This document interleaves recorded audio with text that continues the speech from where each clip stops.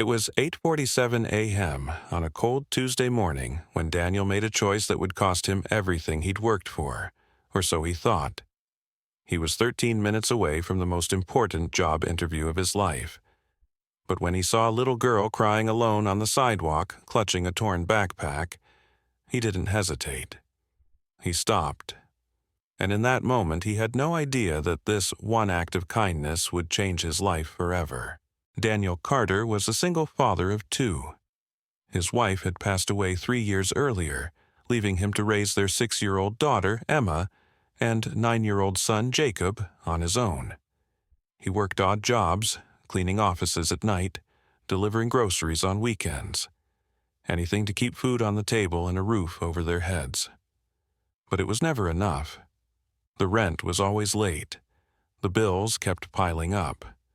And his kids were growing up too fast in shoes that were too small. For weeks, Daniel had been applying to every company in the city.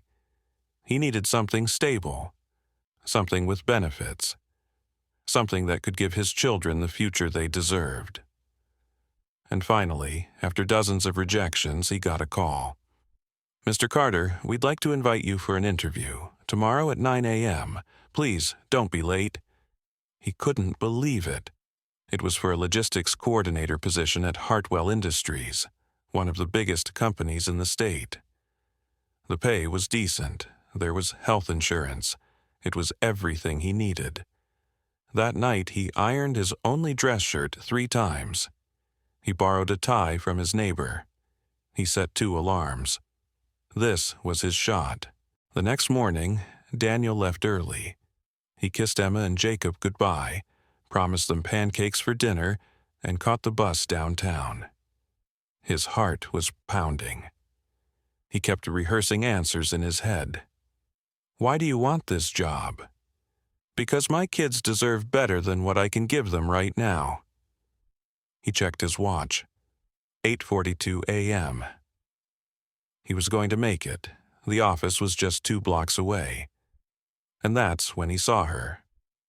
A little girl, no older than 7, sitting on the curb. Her pink backpack was ripped open, and books and crayons were scattered across the wet pavement. Tears streamed down her face. She looked terrified. Daniel slowed down. He glanced at his watch again. 8:44 a.m. "Keep walking," a voice in his head said. "You can't be late, not today." But then the little girl looked up at him. Her eyes were red and swollen. She whispered, "I lost my mom." Daniel stopped. He crouched down beside her. "Hey, sweetheart, it's okay, we'll find her." "What's your name?" "Lily," she said quietly. "Okay, Lily, I'm Daniel. Can you tell me where you last saw your mom?" She pointed toward the busy intersection. "We were walking to school, and I dropped my backpack, and when I turned around, she was gone." Daniel felt his chest tighten. He looked at his phone. 8:46 a.m., 14 minutes. That's all he had. He could leave her. Someone else would help. A store owner, a police officer, someone. But she was just a little girl, alone, scared, and he couldn't walk away. He made his choice. "All right, Lily, let's find your mom together, okay?" Daniel helped her gather her things and held her hand as they walked toward the intersection. He asked her questions, what her mom was wearing, where they were going, if she knew her phone number. Lily didn't know much, but she remembered her school's name. "Westfield Elementary," she said. Daniel knew it. It was 15 minutes in the opposite direction. He checked the time again. 8:52 a.m. His interview was in 8 minutes. He felt his stomach drop. He thought about calling, explaining, asking to reschedule. But he didn't even have the HR manager's direct number, just the office line. And he knew how these things worked. If you didn't show up, you didn't get a second chance. But Lily squeezed his hand and said, "Thank you for staying with me." And just like that, the decision was made. They walked quickly through the morning rush. Daniel kept scanning the crowds, hoping to spot someone looking for a lost child. Finally, near a coffee shop, a woman came running toward them, her face pale with panic. "Lily! Oh my God, Lily!" The little girl broke into tears and ran into her mother's arms. The woman held her tight, sobbing with relief. Then she looked up at Daniel, her eyes filled with gratitude.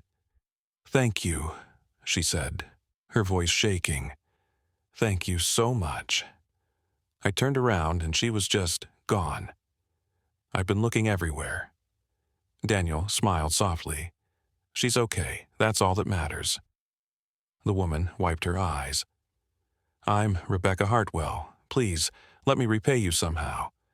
Can I get your number? I want to—" But Daniel was already stepping back. "No need, ma'am. I'm just glad she's safe." He checked his watch one last time. 9:11 a.m. He'd missed it.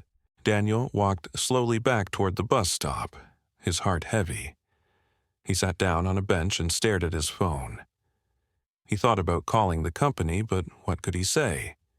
"Sorry, I missed the interview. I was helping a kid?" It sounded like an excuse. They'd never believe him. He thought about his kids, about the pancakes he'd promised, about the overdue rent notice sitting on his kitchen counter. He put his head in his hands and whispered, "I tried, God, I really tried." 2 days later, Daniel's phone rang. It was an unknown number. "Hello? Is this Daniel Carter?" "Yes, this is him." "Mr. Carter, this is Rebecca Hartwell. We met the other day. You helped my daughter, Lily." Daniel sat up. "Oh, yes. Is she okay?" "She's perfect, thanks to you." "Mr. Carter, I need to be honest with you. I'm the CEO of Hartwell Industries, and I've been looking into you since that morning." Daniel's heart stopped. "I found out you missed an interview with my company because you stopped to help my daughter. Is that true?" He didn't know what to say. Yes, but I didn't know." "You didn't need to know," she said gently. "You saw a child in need, and you chose kindness. That tells me more about your character than any interview ever could." She paused. "Mr. Carter, I'd like to offer you a position. Not the one you applied for, something better.